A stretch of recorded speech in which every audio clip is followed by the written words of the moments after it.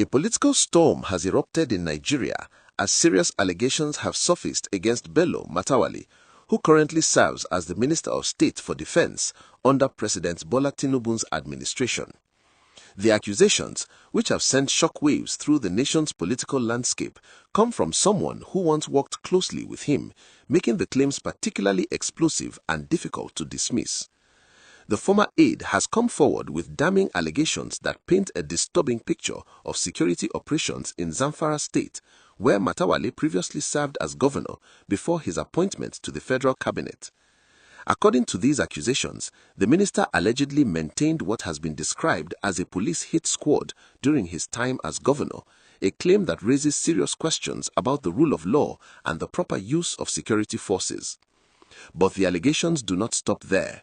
The former aide has also accused Matawalle of having connections with the very bandits that have terrorized Zamfara State and the wider northwest region of Nigeria for years.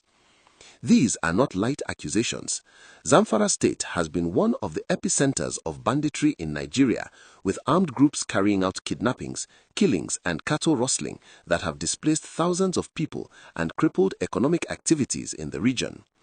The idea that someone in a position of authority could have been working with these criminal elements while publicly claiming to fight them is deeply troubling to many Nigerians who have suffered under the weight of insecurity. The timing of these revelations is particularly significant.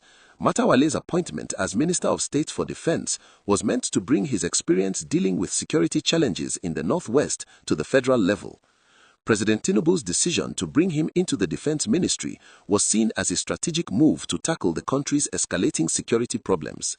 Now, these allegations threaten to undermine not just Matawalle's position, but also raise questions about the vetting process for such sensitive appointments.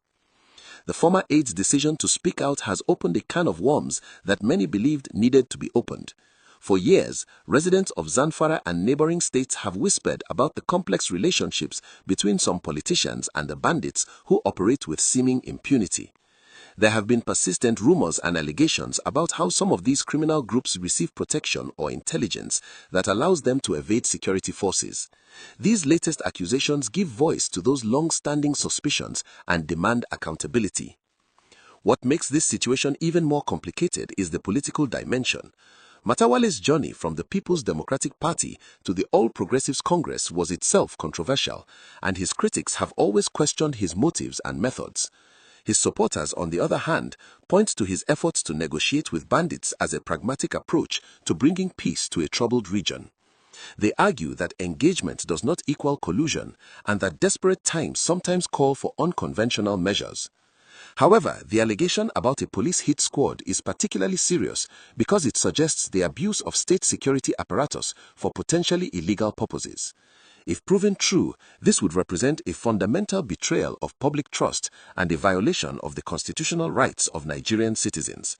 The police are meant to protect all citizens, not serve as private enforcers for political figures, regardless of their rank or position.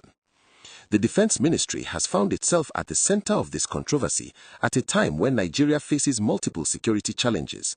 From the insurgency in the northeast to banditry in the northwest, separatist agitations in the southeast, and various forms of criminality across the country, the nation needs a defense establishment that commands public confidence.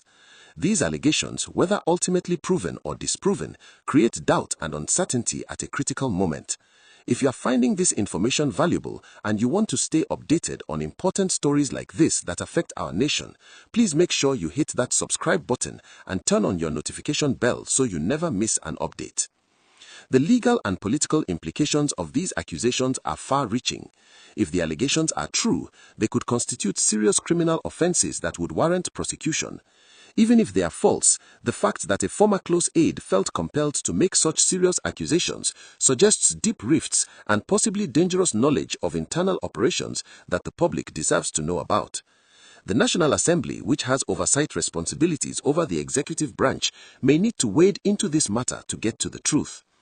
Civil society organizations and human rights groups have already begun calling for a thorough and independent investigation into these claims.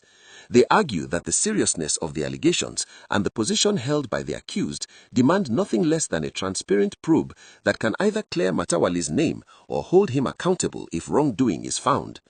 The credibility of Nigeria's anti-corruption fight and commitment to the rule of law hangs in the balance. For the victims of banditry in Zamfara and surrounding states, these revelations are particularly painful. Many have lost loved ones, homes, and livelihoods to the violence that has plagued the region. The thought that someone who was supposed to protect them might have been working with their oppressors adds insult to injury and deepens the trauma that these communities have endured. As this story continues to develop, Nigerians are watching closely to see how the presidency and relevant authorities will respond. Will there be a serious investigation, or will this be swept under the rug like so many other allegations against powerful political figures? The answer to this question will say much about the current administration's commitment to accountability and justice. What do you think about these serious allegations? Do you believe there should be an immediate investigation? Share your thoughts in the comment section below, and let's keep this important conversation going.